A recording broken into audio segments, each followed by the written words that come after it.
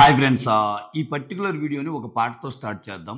రాము ఎలిమినేషన్‌లో భాగంగా ఎందుకంత బాధపడుతున్నావని నాకు సార్ అడిగినప్పుడు, రాము ఒక పాట రూపంలో, ఒక ఫేమస్ పాట రూపంలో చెప్తాను సార్ అని చెప్పి ఒక పాట పాడతాడు. అదేం పాటంటే, తిన్నా తీరం బడతలే కూర్చున్నా తీరం బడతలే యాడున్నా తీరం బడతలే ఎవరన్నా తీరం బడతలే బాధైతాందే నీ యాదిలో మనసంత మస్తు బాధైతాందే అమ్మ యాదిలో మనసంతా అన్నట్టు పాట పాడతాడు.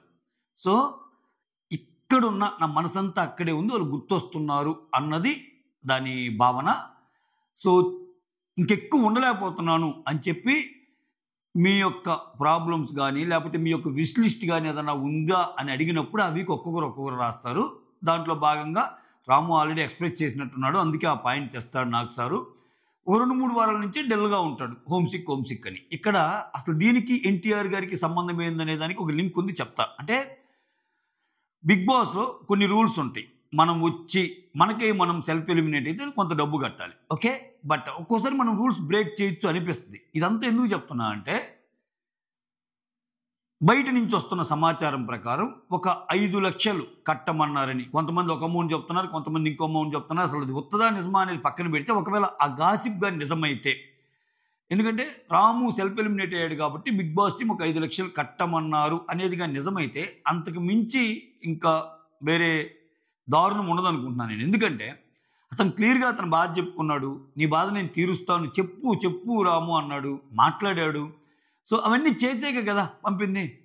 కోర్స్ ఒక్కోసారి ఒక మంచి పని కోసం రూల్స్ని బ్రేక్ చేయొచ్చు, ఎందుకంటే అతను బాధపడుతున్నాడు. నేను ఎందుకు ఎగ్జాంపుల్ చెప్తున్నా అంటే, మీరు ఒక్కసారి సీజన్ మనకి వెళ్ళండి, ఇదే సిచ్యువేషన్లో సంపూర్ణేష్ బాబు ఉంటాడు. సంపూర్ణేష్ బాబు అసలు 2వ వారానికి ఆయనకు హోమ్ సిక్ అయిపోయి నాకు ఇల్లు గుర్తొస్తున్నారని ఏడుస్తూ ఉంటే, ఇదంతా నేను చెప్తుంది కాదు, ధనరాజ్ ఇంటర్వ్యూలో చెప్తాడు.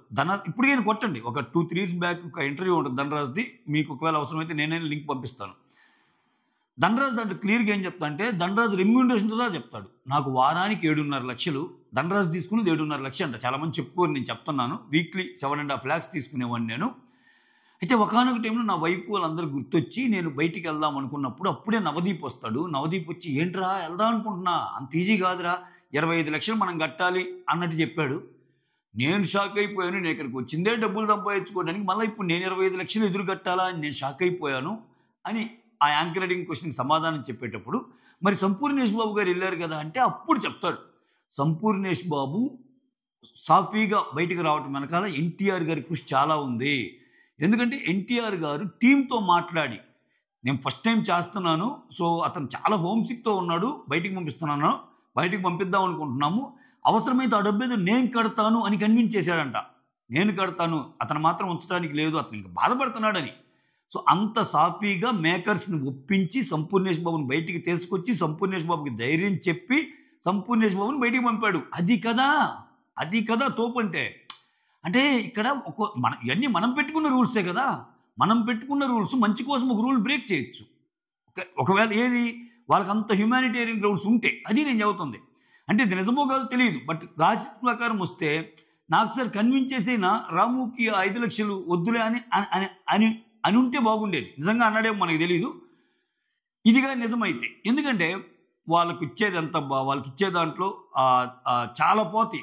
ఈ ఫస్ట్లో అంటే రెమ్యూనరేషన్స్ ఎక్కువ ఉండే, కానీ ఇప్పుడు రెమ్యూనరేషన్స్ మొత్తం తగ్గించేశారు ఇప్పుడు చాలా మందికి, ఓకే. ఎందుకంటే బిగ్ బాస్ అవకాశం ఇవ్వటే మీకు ఎక్కువ అన్నట్టు వీళ్ళు అనుకుంటుంటే, ఏదో ఒకటిలో వచ్చినంత వరకే చాలన్నట్టు వీళ్ళు వస్తున్నారు. ఇటువంటి సినారియోలో కొంచెం ఆ బాధని, ఇప్పుడు వాళ్ళన్నీ మిగిలాక, ఇప్పుడు ఆయన ఉన్న వారాల్లో ప్రతి వారం ఆయన డ్రెస్సులకైతేనేమి, ఆయన ఒక్కరు మెయింటైన్ చేసే పిఆర్కి అయితేనేమి, అన్నీ పోను ఒక 50,000 లక్ష మిగిలిన అనుకో, 5 లక్షలు అంటే 5 వారాల డబ్బులు. ఆయన ఉంది మొన్నటిదాకా కదా, ఇంకేం మిగులుతాయి ఆయనకి, ఆయన సేవ్ చేసినంత అక్కడ పోతే. సో అక్కడ కొంచెం హ్యుమానిటేరియన్ గ్రౌండ్స్లో ఆలోచించినప్పుడు అలా చేయకుండా ఉంటే బాగుండేదేమో అని చెప్తానే, ఏ మాటకి ఆ మాట ఎన్టీఆర్ తోపురా అని మాత్రం ఖచ్చితంగా అనుకోక తప్పదు. ఎందుకంటే సీజన్ 1లో అటువంటి సీన్లు మనం చూసాం.